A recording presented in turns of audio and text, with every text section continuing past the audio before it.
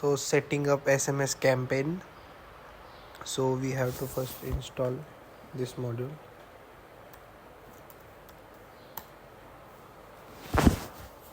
So in apps, sorry.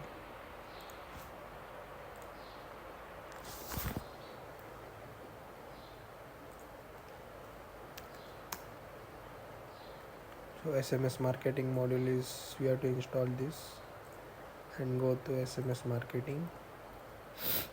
So we'll creating a new campaign. Meet at 11, let's say. It will be for candidate.